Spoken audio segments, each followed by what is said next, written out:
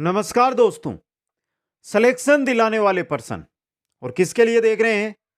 रीट एवं second grade के लिए दोस्तों।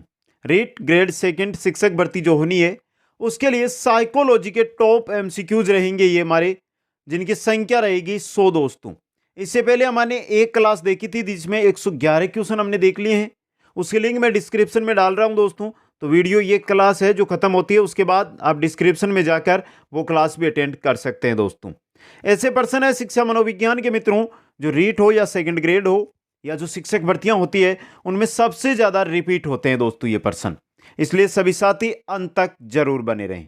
यहां से जो साथी ग्रेड सेकंड की तैयारी कर रहे हैं उसके लिए शिक्षा मनोविज्ञान और जो जीके का पोर्शन है, जो पेपर फेस्ट हमारा होना है जिसमें जीके प्लस शिक्षा मनोविज्ञान आएगा, उसके संपूर्ण नोट्स दिए गए हैं कुचामन ऑनलाइन क्लासेज ऐप पर। मात्र 20 दिनों में, मात्र 20 दिन में आप कंप्लीट अध्ययन है वो कर सकते हैं दोस्तों। और रीट के लिए राजस्थान जीके सबसे बड़ा पार्ट राजस्थान जीके का है, और राजस्थान जीके की भी नोट्स जो आपकी कुचामन ऑनलाइन क्लासेज ऐप है इस पर दिए गए हैं, जिनको आप आसानी से पढ़ सकते हैं, जिनमें एनसीईआरटी, आरबीएससी और राजस्थान का जो हिंदी ग्रंथ अकादमी है इनका निचोड़ आपको देखने को मिलेगा दोस्तों। तो एक बार सभी साथी वीडियो को लाइक, शेयर और जो नए साथी है वो चैनल को जरूर सब्सक्राइब करें। पहला क्वेश्चन आपकी स्क्रीन पे आ गया है, सुपर फास्ट प्रश्नोत्तरी ये रहेगी। हकलाने का मनोवैज्ञानिक कारण क्या होता है? यानी कि जो क्वेश्चन है इनको आराम से आपको देखना है, आराम से समझना है और कम समय के अंदर, यानी वीडियो अभी शुरू हुआ है हमें पता नहीं है, लेकिन मेरा एवरेज रहेगा कि 25 मिनट में ये 100 क्वेश्चन आपको कंप्लीट करवा दूंगा मैं। हकलाने का मनोवैज्ञानिक कारण क्या माना जाता है? संवेगों का तीव्र प्रवाह। क्या माना जाता है? संवेगों का तीव्र प्रवाह। ब ऑप्शन सही रहेगा। अगला क्वेश्चन, निम्नलिखित में से कौन सा कारक मंदबुद्धि बालक के लिए आवश्यक नहीं है? कौन सा कारक? देखिए, सीखने की मंद गति, शारीरिक दोष, अमूर्त चिंतन का अभाव, मौलिकता, इसका अभाव, यह आवश्यक नहीं है दोस्तों। मंदबुद्धि बालक के लिए मौलिकता आवश्यक नहीं होता है दोस्तों। द ऑप्शन सही रहेगा। नेक्स्ट है, एक बालक जो गणित के अतिरिक्त अन्य विषयों में सामान्य जबकि गणित में बहुत कम उपलब्धि रखता है, ऐसे बालक को किस श्रेणी में रखा जा सकता है? किस श्रेणी में? सभी विषयों में तो वो सामान्य है, लेकिन गणित में क्या है, वो बहुत कम उपलब्धि रखता है, मतलब वो क्या है? पिछड़ा बालक है दोस्तों। क्या है? पिछड़ा बालक है। ए ऑप्शन सही रहेगा। क्वेश्चन 4, एक बालक जिसकी उपलब्धि छठी कक्षा तक अच्छी थी, 7वीं कक्षा में उसकी उपलब्धि बहुत कम रहने लगी, बालक है। कैसा है दोस्तों? शैक्षिक दृष्टि से पिछड़ा हुआ, शैक्षिक दृष्टि से पिछड़ा हुआ बालक है ये। क्वेश्चन नंबर 5 है, व्यक्ति विभिन्नता के आधार पर पार्कहर्स्ट ने बालकों के लिए शिक्षा पद्धति दी है। पार्कहर्स्ट ने कौन सी शिक्षा पद्धति दी दोस्तों? यह भी अच्छा क्वेश्चन आपके लिए। व्यक्ति विभिन्नता के आधार पर पार्कहर्स्ट ने बालकों के लिए दी है डोल्टन प्लांक दोस्तों। कौन सी दी है? Dalton Planck. ऑप्शन है सही रहेगा। क्वेश्चन नंबर 6, एक शिक्षिका अपने कक्षा के प्रतिभाशाली बच्चों की योग्यताओं की उपलब्धि चाहती है, अपने उद्देश्य प्राप्ति के लिए क्या करना चाहिए? क्या करना चाहिए दोस्तों? एक शिक्षिका है जो अपने कक्षा के प्रतिभाशाली बच्चों की जो योग्यता है उसकी उपलब्धि चाहती है, उसके उद्देश्य प्राप्ति के लिए वो क्या करेगी? उनकी सृजनात्मकता को समृद्ध करने के लिए चुनौती देगी दोस्तों। तो द ऑप्शन आपका सही रहेगा। क्वेश्चन नंबर 7, निम्न में से कौन सी मानसिक मंदता की विशेषता नहीं है दोस्तों? देखिए, बुद्धिलब्धि का 20 से 70 होना यह तो विशेषता है। धीमी गति से सीखना एवं दैनिक क्रियाओं का न कर पाना यह भी है। वातावरण के साथ अनुकूलन में कठिनाई यह भी है। अन्य व्यक्तित्व संबंधों का कमजोर होना यह नहीं है दोस्तों आपकी मानसिक मंदता की विशेषता। कौन सी? द ऑप्शन वाली। क्वेश्चन नंबर 8, व्यक्तिगत विभिन्नता के आधार पर शिक्षा देने हेतु निम्न में से कौन सा विकल्प उपयुक्त होगा दोस्तों? तो देखिए, पहला देखिए, बुद्धि के स्तर के आधार पर बालकों का कक्षा विभाजन, यह सही रहेगा आपका। ऑप्शन ए है जो यहां पे सही रहेगा। क्वेश्चन नंबर 9 देखिए, निष्पत्ति परीक्षणों का सबसे अधिक उपयोग है किसमें है? निष्पत्ति परीक्षणों का सबसे अधिक उपयोग होता है छात्र वर्गीकरण में। किसमें होता है? छात्र वर्गीकरण में। ऑप्शन से सही रहेगा। क्वेश्चन नंबर 10 है, विशेष रूप से जरूरतमंद बच्चों की शिक्षा का प्रबंध होना चाहिए। विशेष रूप से जरूरतमंद बच्चों की शिक्षा का प्रबंध होना चाहिए। देखिए ऑप्शन आपका दूसरे सामान्य बच्चों के साथ, किनके साथ? दूसरे सामान्य बच्चों के साथ। ऑप्शन है सही रहेगा। क्वेश्चन नंबर 11 देखिए, निःशक्त बच्चों के लिए समेकित शिक्षा की केंद्रीय प्रायोजित योजना का उद्देश्य रिक्त स्थान में निःशक्त बच्चे को शैक्षिक अवसर उपलब्ध कराना है। किसमें दोस्तों? नियमित विद्यालयों में, नियमित विद्यालयों के अंदर। ऑप्शन ए है जो आपका यहां पे सही रहेगा और इंपॉर्टेंट क्वेश्चन एग्जाम की दृष्टि से आपके लिए यह बन सकता है दोस्तों। अच्छा क्वेश्चन है और इंपॉर्टेंट भी एग्जाम में यह रह सकता है। आगे बढ़िए, क्वेश्चन नंबर आ रहा है आपका 12 दोस्तों।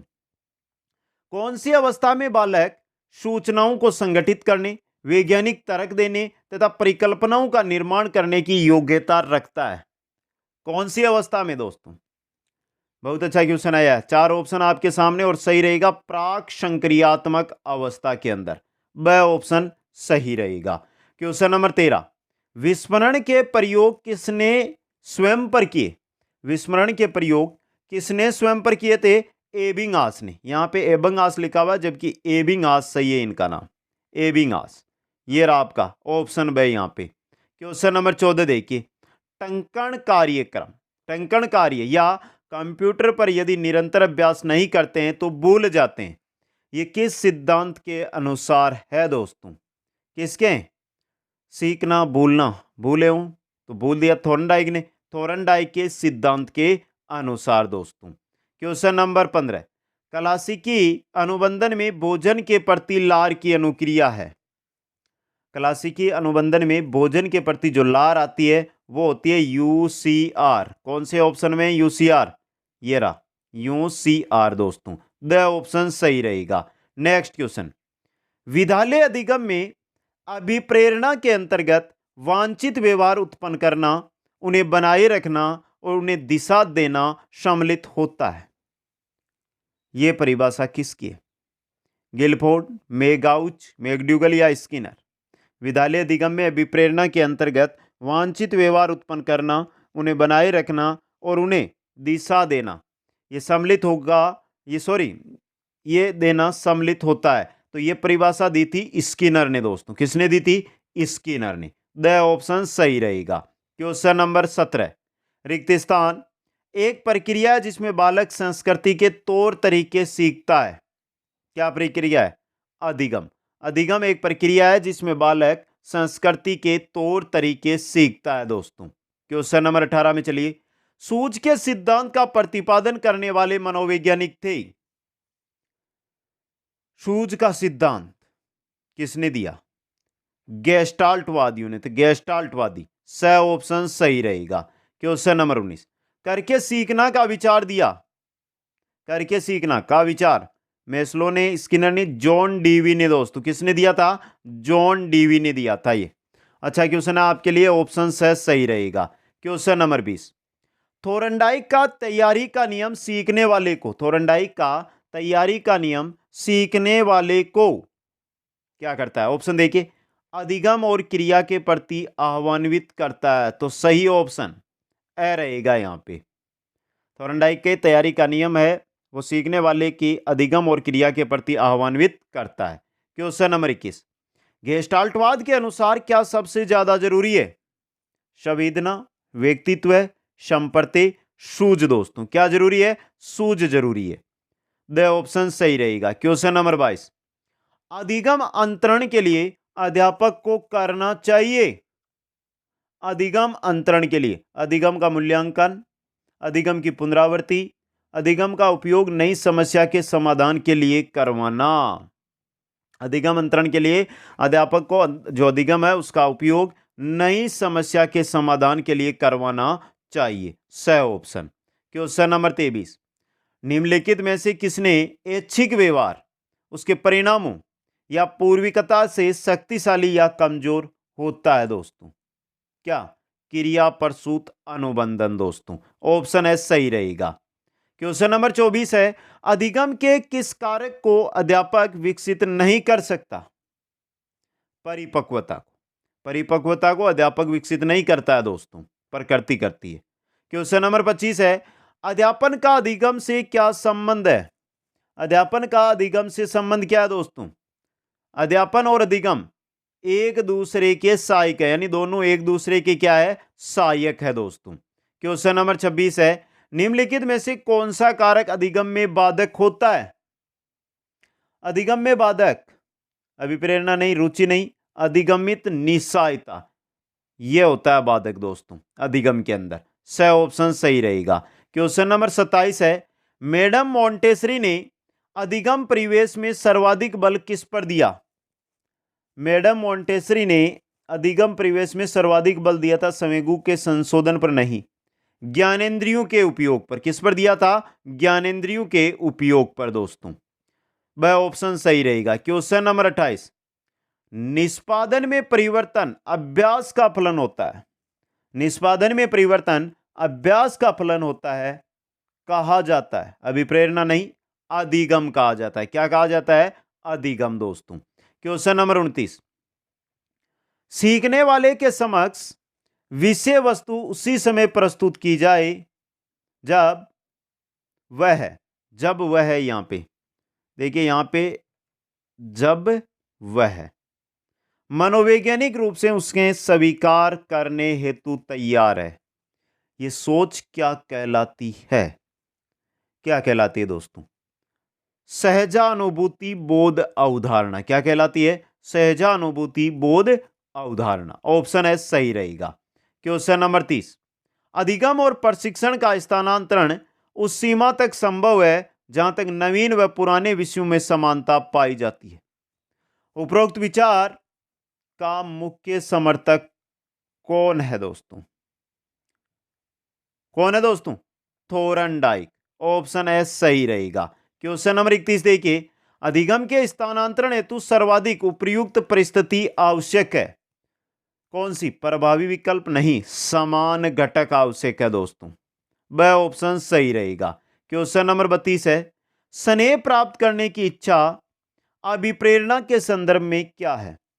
स्नेह प्राप्त करने की इच्छा, स्नेह प्राप्त करने की इच्छा स्वाभाविक अभिप्रेरण है दोस्तों। क्या है? स्वाभाविक अभिप्रेरण।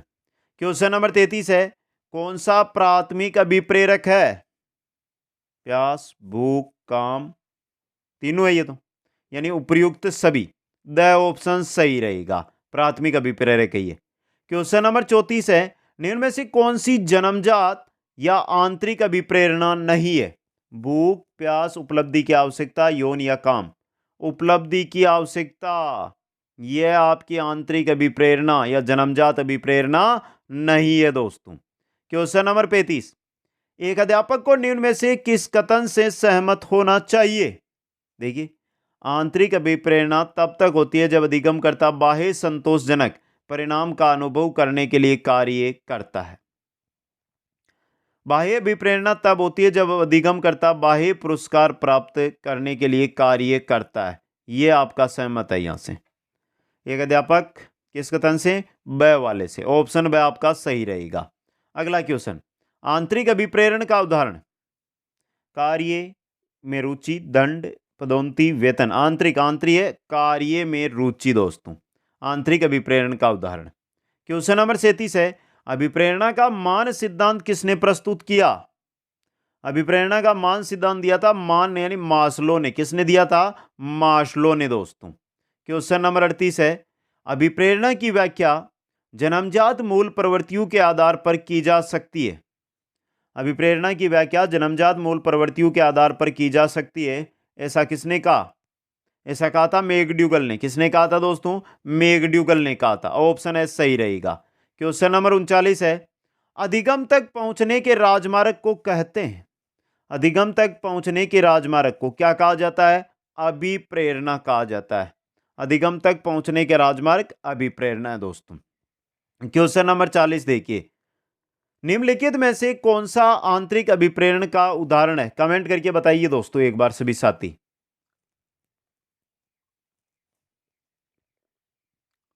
तो यहां पे आपको पूछा है आंतरिक अभिप्रेरण का उदाहरण। देखिए, एक कहानी की पुस्तक पढ़ना, क्योंकि कहानी पढ़ने में आपको आनंद आता है।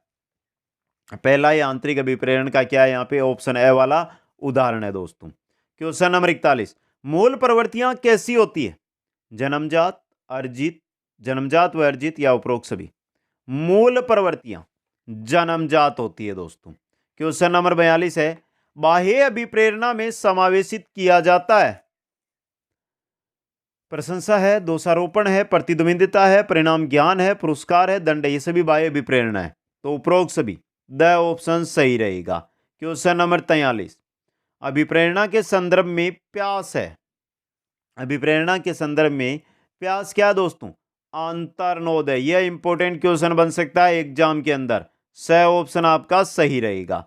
क्वेश्चन नंबर 44 देखिए, क्रिया को प्रारंभ करने, जारी रखने तथा नियंत्रित करने की प्रक्रिया है, अधिगम, सर्जन, संतुलन, अभिप्रेरण या अभिप्रेरणा दोस्तों। क्रिया को प्रारंभ करने, जारी रखने या नियंत्रित करने की प्रक्रिया अभिप्रेरणा। क्वेश्चन नंबर 45, कौन सी जैविक आवश्यकता कम जरूरी है, यौन, भूख, प्यास। यौन ये बहुत कम जरूरी होती है दोस्तों। क्वेश्चन नंबर 46, निम्न में से कौन सा तत्व है अभिप्रेरणा से संबंधित नहीं है, मूल प्रवृत्ति।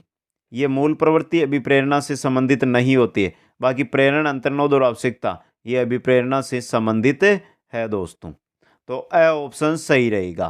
क्वेश्चन नंबर 47 है, निम्न में से उपलब्धि अभिप्रेरणा पर किन लोगों ने काम किया, उपलब्धि अभिप्रेरणा पर किसने काम किया था दोस्तों, एक तो एटकिंसन था, एक मैकक्लेलैंड था। तो देखिए यहाँ पे ये रहा ऑप्शन, मैकक्लेलैंड व एटकिंसन ने दोस्तों, ब ऑप्शन सही रहेगा। क्वेश्चन नंबर 48 है, प्रेरकों का वर्गीकरण अनेक विद्वानों ने किया, मेस्लो द्वारा वर्गीकरण सही ढंग में निम्न में से किस विकल्प में दिया गया है, बताइए दोस्तों।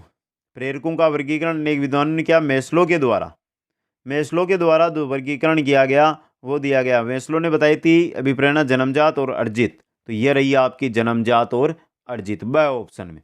क्वेश्चन नंबर 49, अभिप्रेरणा के संदर्भ में भूख है, क्या है भूख, अंतर्नोद। रिपीट हो गया ये क्वेश्चन आपके लिए।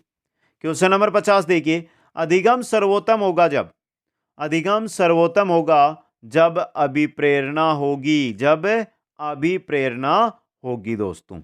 क्वेश्चन नंबर 51 है, शिक्षा की प्रक्रिया में प्रेरणा का महत्व है, अतः अध्यापक को कौन सा कार्य नहीं करना चाहिए, कार्य के लक्ष्य को स्पष्ट करना, शिक्षार्थी को सामाजिक कार्यों में भाग लेने का अवसर प्रदान करना, इनामों का प्रलोभन देकर बालकों में प्रतिद्वंदिता पैदा करना, यह कार्य नहीं करना चाहिए अध्यापक को, स ऑप्शन वाला। क्वेश्चन नंबर 52 देखिए, कोई भी आंतरिक कारक अथवा अवस्था जो क्रिया आरंभ करने तथा बनाए रखने की प्रवृत्ति रखती है कहलाती है क्या, अभिप्रेरणा। क्या कहलाती है, अभिप्रेरणा कहलाती है दोस्तों। क्वेश्चन नंबर 53 देखिए, निम्न में से कौन से प्रेरकों का वर्गीकरण गेरेट द्वारा किया गया, कौन से प्रेरक, जन्मजात, स्वाभाविक, सामाजिक, कृत्रिम, दैहिक, सामाजिक, मनोसामाजिक, स्वाभाविक, दैहिक, मनोवैज्ञानिक व सामाजिक। द ऑप्शन आपका यहां पे सही रहेगा। नेक्स्ट क्वेश्चन, निम्नलिखित में से अधिगम को अभिप्रेरित करने का कौन सा तरीका कम से कम काम में लाना चाहिए दोस्तों। देखिए ऑप्शन, पुरस्कार, सबसे कम में काम में लीजिए, ये मिलजुल कर काम, प्रवृत्ति को रोचक बनाना, बच्चों के अनुभव को जोड़ना, ये तो काम में लेने चाहिए, ऑप्शन ए सही रहेगा। अगला क्वेश्चन, निम्नलिखित में से सीखने के लिए अभिप्रेरित करने का सबसे उपयुक्त तरीका कौन सा होता है, दंड का लाभ, पुरस्कार का प्रलोभन, यह बताना कि प्रकरण बहुत महत्वपूर्ण है, बच्चों के अनुभव से जोड़ना। द ऑप्शन, अभिप्रेरण करने का सबसे अच्छा तरीका है, बच्चों का अनुभव है उससे जोड़ दीजिए टॉपिक को। क्वेश्चन नंबर 56 है, अभिप्रेरणा पर किस कारक का प्रभाव नहीं पड़ता है, आवश्यकता, भौतिक संरचना, वातावरण या जन्मजात। भौतिक संरचना का प्रभाव नहीं पड़ता है अभिप्रेरणा पर, वह ऑप्शन सही रहेगा। क्वेश्चन नंबर 57 देखिए, उपलब्धि अभिप्रेरक के संबंध में कौन सा कथन सही है, उपलब्धि अभिप्रेरक के संबंध में कौन सा कथन है जो सही है आपको बताना है। पहला, उपलब्धि अभिप्रेरक जीवित रहने के लिए आवश्यक है। यदि व्यक्तिगत क्षमताओं की संतुष्टि महत्वपूर्ण है तो उपलब्धि प्रेरक को विकास प्रेरक कहा जाता है। यदि व्यक्तियों के मध्य प्रतियोगिता पर बल है तो उपलब्धि अभिप्रेरणा को सामाजिक अभिप्रेरक कहा जाता है। तीनों सही है दोस्तों उपलब्धि अभिप्रेरक के बारे में। तो उपयुक्त सभी द ऑप्शन आपका यहां पे सही रहेगा। क्वेश्चन नंबर 58 है, निम्नलिखित में से कौन सा कथन सही नहीं है? जो गलत है वो बताना। पहला देखिए, आवश्यकता वंचना की शारीरिक अवस्था नहीं है। पहला ही गलत है दोस्तों, पहला गलत है आपका। ऑप्शन है सही रहेगा। क्वेश्चन नंबर 59, सीखने की प्रक्रिया में अभिप्रेरणा बच्चों में सीखने के प्रति रुचि का विकास करती है। पहला ऑप्शन, बच्चों के अंदर सीखने की प्रक्रिया में जो अभिप्रेरणा है वो बच्चों में सीखने के प्रति क्या करती है? रुचि का विकास करती है दोस्तों। क्वेश्चन नंबर 60, निम्न में से कौन सा उदाहरण अभिप्रेरणा का परिणाम नहीं है? देखिए, पहला, राम ने तेजी से आधुनिक एवं प्राचीन ऐतिहासिक प्रवृत्तियों में सहसंबंध स्थापित करने में प्रगति की है। यह तो है। जे.एस. मिल ने 12 वर्ष की उम्र में दर्शन का अध्ययन आरंभ कर दिया। उदाहरण अभिप्रेरणा का, यह अभिप्रेरणा का उदाहरण नहीं है आपका। ब ऑप्शन सही रहेगा। क्वेश्चन नंबर 61, प्रेरक प्राणी में विद्यमान शारीरिक व मनोवैज्ञानिक दशाएं। प्रेरक प्राणी में विद्यमान शारीरिक व मनोवैज्ञानिक दशाएं हैं जो उसे निश्चित विधियों के अनुसार कार्य करने के लिए उत्तेजित करती है। ये परिभाषा किसकी है? किसकी है ये परिभाषा? गेट्स व अन्य की दोस्तों। ब ऑप्शन सही रहेगा। क्वेश्चन नंबर 62, मूल प्रवृत्ति का सिद्धांत देने वाले हैं मैकडूगल। सही है, मूल प्रवृत्ति का सिद्धांत मैकडूगल ने दोस्तों। क्वेश्चन नंबर 63 है, अभिप्रेरणा का एक प्रक्रिया है। अभिप्रेरणा एक प्रक्रिया है, इस संदर्भ में कौन सा कथन उपयुक्त नहीं है? यह व्यक्ति को लक्ष्य की ओर ले जाता है, मतलब प्रक्रिया है। यह व्यक्ति की शारीरिक आवश्यकताओं की संतुष्टि करता है, मतलब प्रक्रिया है। यह व्यक्ति को अप्रिय स्थिति से दूर रखता है, यह नहीं है दोस्तों उपयुक्त। स ऑप्शन यहां पे सही रहेगा। क्वेश्चन नंबर आ रहा 64, किसी व्यक्ति को सामाजिक दृष्टि से स्वीकृत कार्य करने हेतु कौन सी एक प्रेरणा देता है? स्वीकृति प्रेरक दोस्तों। द ऑप्शन सही रहेगा। क्वेश्चन नंबर 65 है, निम्नलिखित में से कौन सी विशेषता आंतरिक रूप से अभिप्रेरित बच्चों के लिए सही नहीं है? वे हमेशा सफल होते हैं, ये ही सही नहीं है दोस्तों। जो आंतरिक रूप से अभिप्रेरित है उनके लिए यह सही नहीं है। ऑप्शन एस सही रहेगा। क्वेश्चन नंबर 66 देखिए, निम्नलिखित में से कौन सा जन्मजात प्रेरक नहीं है? प्यास, भूख, आदत, नींद। आदत आपका जन्मजात नहीं है, यह अर्जित है दोस्तों। आदत क्या है? अर्जित। क्वेश्चन नंबर 67 है, निम्नलिखित में से जन्मजात अभिप्रेरक नहीं है। जन्मजात, निद्रा, भूख, प्यास, सुरक्षा। क्या सुरक्षा जन्मजात है? सुरक्षा जन्मजात है? नहीं है दोस्तों, मतलब द ऑप्शन सही रहेगा। क्वेश्चन नंबर 68, पुरस्कार एवं दंड का एक प्रकार है। किसका प्रकार है पुरस्कार एवं दंड? बाह्य अभिप्रेरणा या बाह्य प्रेरणा का दोस्तों। ए ऑप्शन सही रहेगा। क्वेश्चन 69 है, निम्न के अभाव में प्रेरणा की प्रक्रिया प्रारंभ नहीं हो सकती। किसके अभाव में? बताइए दोस्तों। आवश्यकता के अभाव में। आवश्यकता के अभाव में प्रेरणा की जो प्रक्रिया वो प्रारंभ नहीं हो सकती है। वह ऑप्शन सही रहेगा। क्वेश्चन नंबर 70 है, पुरस्कार एवं दंड, यह हटके क्वेश्चन है वापस। सकारात्मक, स्वाभाविक, कृत्रिम प्रेरक है दोस्तों। ये क्या है? कृत्रिम प्रेरक। क्वेश्चन नंबर 71 है, निम्न में से किसका कोई जैविकीय आधार नहीं है? भूख, प्यास, काम, संबंधन, इसका कोई जैविकीय आधार नहीं होता है दोस्तों। तो द ऑप्शन सही रहेगा। क्वेश्चन नंबर 72 है, कक्षा में अभिप्रेरणात्मक सिद्धांतों का प्रयोग किया जा सकता है। उपलब्धि प्रेरणा वर्धी हेतु, उच्च स्तरीय स्पर्धा टालने हेतु, तनाव कम करने हेतु, उपयुक्त सभी के लिए। द ऑप्शन सही रहेगा। क्वेश्चन नंबर 73 देखिए, निम्नलिखित में से जन्मजात है प्रेरणा, रुचि, अभियोग्यता। क्या है? अभियोग्यता। योग्यता दोस्तों। क्वेश्चन नंबर 74 में चलिए, अभिप्रेरणा के सिद्धांतों के अनुसार एक शिक्षक के द्वारा सीखने को संबंधित कर सकता है, एक शिक्षक के द्वारा सीखने को संबंधित कर सकता है विद्यार्थियों से वास्तविक अपेक्षाएं रखने के द्वारा दोस्तों। ए ऑप्शन सही रहेगा। क्वेश्चन 75, प्रेरणा का स्रोत निम्न में से कौन सा नहीं है? आदती प्रेरणा, आदत यह नहीं है। चालक, प्रेरक, उद्दीपन यह है दोस्तों। क्वेश्चन 76 है, कौन सा प्राथमिक अभिप्रेरक है? प्यास, भूख, काम, उपयुक्त सभी, तीनों के तीनों। द ऑप्शन सही रहेगा। क्वेश्चन 77 है, एक विद्यार्थी मेडिकल कॉलेज में दाखिला लेने के लिए कठिन परिश्रम करता है ताकि वह प्रवेश परीक्षा में उत्तीर्ण हो सके। यह विद्यार्थी किस रूप से अभिप्रेरित है? किस रूप से? आंतरिक रूप से अभिप्रेरित है दोस्तों। क्वेश्चन नंबर 78 है, निम्न में से कौन सा एक अभिप्रेरित शिक्षण का संकेत होता है? अभिप्रेरित शिक्षण का कक्षा में अधिकतम उपस्थिति, बच्चों द्वारा प्रश्न पूछना, यह रहा आपका अभिप्रेरित शिक्षण का संकेत है, बच्चों द्वारा प्रश्न पूछना। क्वेश्चन 79 है, रिक्त स्थान को अभिप्रेरित शिक्षण का संकेतक माना जाता है। किसको दोस्तों? विद्यार्थियों द्वारा प्रश्न पूछने को। ऑप्शन है सही रहेगा। क्वेश्चन 80, गिलफोर्ड के अनुसार संवेगों का प्रकार नहीं है। प्राथमिक, द्वितीयक, नवीन, कृत्रिम। नवीन वाला, गिलफोर्ड ने नवीन, ये संवेगों का प्रकार नहीं बताया दोस्तों। क्वेश्चन 81 है, उपलब्धि आवश्यकता किस प्रकार का अभिप्रेरक है? उपलब्धि आवश्यकता किस प्रकार का अभिप्रेरक है दोस्तों? सामाजिक अभिप्रेरक है। कैसा है? सामाजिक अभिप्रेरक। क्वेश्चन चलते हैं 82 में, अंतर्नोद और अभिप्रेरणा में क्या संबंध है? अंतर्नोद व अभिप्रेरणा के अंदर क्या संबंध है दोस्तों? अभिप्रेरणा का संबंध लक्ष्य से है, अंतर्नोद उस ओर बढ़ने से गति देता है। अभिप्रेरणा एक लक्ष्य की ओर बढ़ती है अभिप्रेरणा, जबकि अंतर्नोद है ना, वो जिस ओर हमें अभिप्रेरणा बढ़ा रही है उस ओर बढ़ने में हमारी गति को बढ़ाता है दोस्तों। तो स ऑप्शन सही रहेगा। क्वेश्चन 83, अध्यापक की प्रभावशीलता निर्भर करती है इस बात पर कि वह, अध्यापक की प्रभावशीलता निर्भर करती है कि वह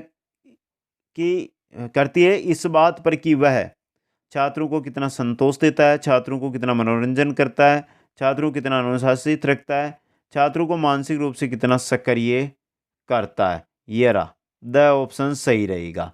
क्वेश्चन 84, आंतरिक अभिप्रेरण का उदाहरण? आंतरिक, वेतन, दंड, कार्य में रुचि, पदोन्नति।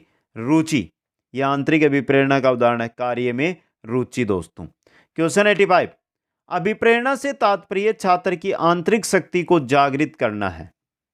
यह कथन है, यह कथन है किसका? गिलफोर्ड का दोस्तों। किसका है? गिलफोर्ड का कथन है।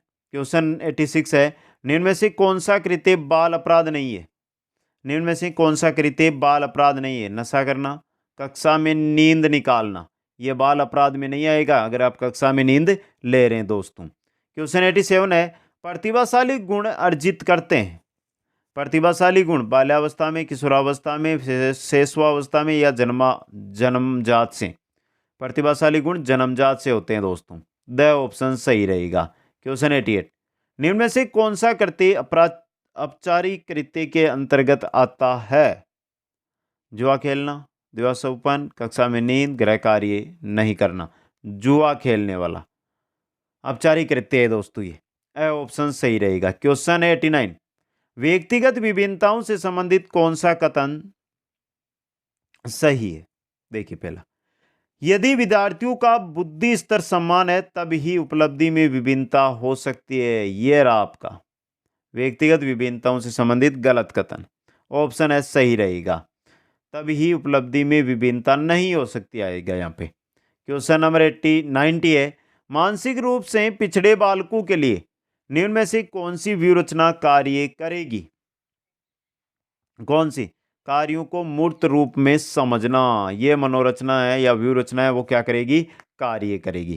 क्वेश्चन 91 देखिए, रिक्त स्थान प्रतिभाशाली होने का संकेत नहीं है। अभिव्यक्ति में नवीनता, जिज्ञासा, सृजनात्मकता, विचार, दूसरों के साथ झगड़ना, यह प्रतिभाशाली होने का क्या नहीं है? संकेत नहीं है दोस्तों। क्वेश्चन 92, विशिष्ट बालकों के अंतर्गत निम्नलिखित में से कौन सा बालक आता है? पिछड़ा, प्रतिभाशाली, मंदबुद्धि, उपरोक्त सभी बालक आते हैं विशिष्ट बालकों की श्रेणी के अंदर। क्वेश्चन 93, निम्न में से कौन सा विकल्प उपलब्धि में व्यक्तिगत विभिन्नता का प्रतीक नहीं है? निम्न में से कौन सा विकल्प है जो उपलब्धि में व्यक्तिगत विभिन्नता का प्रतीक नहीं है? यह भी इंपॉर्टेंट क्वेश्चन आपके लिए रह सकता है दोस्तों। कौन सा? लिंग में विभिन्नता, ब ऑप्शन सही रहेगा। क्वेश्चन 94 देखिए, पृथक कक्षाओं एवं संवर्धन कार्यक्रमों का प्रयोग शिक्षा के लिए किया जाता है। किस शिक्षा के लिए? प्रतिभाशाली बालकों के लिए दोस्तों। ऑप्शन ए आपका सही रहेगा। क्वेश्चन 95, बाल अपराधियों की आयु होती है 18 से नीचे, 18 वर्ष से कम। द ऑप्शन आपका सही रहेगा। नेक्स्ट क्वेश्चन आपका, प्रत्येक विद्यार्थी स्वयं में विशिष्ट है। प्रत्येक विद्यार्थी स्वयं में विशिष्ट है, इसका अर्थ है क्या? देखिए, पहला, कोई भी दो शिक्षार्थी अपनी योग्यताओं, रुचियों और प्रतिभाओं में समान नहीं होते। पहला ऑप्शन, ए ऑप्शन आपका सही रहेगा। क्वेश्चन आ रहा है 97, निम्न में से कौन सी विशेषता सामाजिक रूप से वंचित वर्ग के विद्यार्थियों के लिए नहीं है? कौन सी विशेषता है जो सामाजिक रूप से वंचित वर्ग के विद्यार्थी है उनके लिए नहीं है दोस्तों? कौन सी? बालकों की देखभाल के अनुभव उन्हें स्कूल के लिए प्रभावशाली ढंग से तैयार करते हैं। नियमित स्वास्थ्य संबंधी देखभाल नहीं मिलती। ये रहा दोस्तों, ब ऑप्शन सही रहेगा। क्वेश्चन आ रहा है आपका 98, प्रतिभाशाली बालकों की पहचान निष्पादन परीक्षणों द्वारा कठिन मानी जाती है। इसका उपयुक्त कारण किस विकल्प में दिया गया? प्रतिभाशाली बालकों की पहचान निष्पादन परीक्षणों द्वारा कठिन मानी जाती है, किसमें दिया गया है? निष्पादन मापन में पढ़ाई के में पिछड़े हुए प्रतिभाशाली बालकों को नहीं पहचान सकते। ऑप्शन ए आपका सही रहेगा। क्वेश्चन 99, टीना हर पाठ को बहुत जल्दी सीख लेती है जबकि लीना उसे सीखने में ज्यादा समय लेती है। तो सिद्धांत को दर्शा रही है, किस सिद्धांत को दर्शा रही है मित्रों? ये किसको दर्शा रही है? व्यक्तिक विभिन्नता सिद्धांत को। ए ऑप्शन सही रहेगा। क्वेश्चन देखिए 100 नंबर, निम्नलिखित में से कौन कौन से पिछड़े बच्चों की समस्याएं होती है? पिछड़े बच्चों की समस्याएं कौन कौन सी होती है? कम शैक्षणिक योग्यता। निम्न में से कौन कौन से पिछड़े बच्चों की समस्याएं होती है दोस्तों? ये क्वेश्चन थोड़ा सा अलग हो गया दोस्तों। जो ऑप्शन दिए गए हैं आपको, इनमें शायद टाइपिंग मिस्टेक भी हो सकती है, तो एक बार मैं मिलान कर लूं। सही है दोस्तों, और यहाँ पे आपका सही रहेगा कम शैक्षणिक योग्यता, संवेगात्मक समस्याएं, सामाजिक समस्याएं, उपरोक्त सभी। द ऑप्शन सही रहेगा।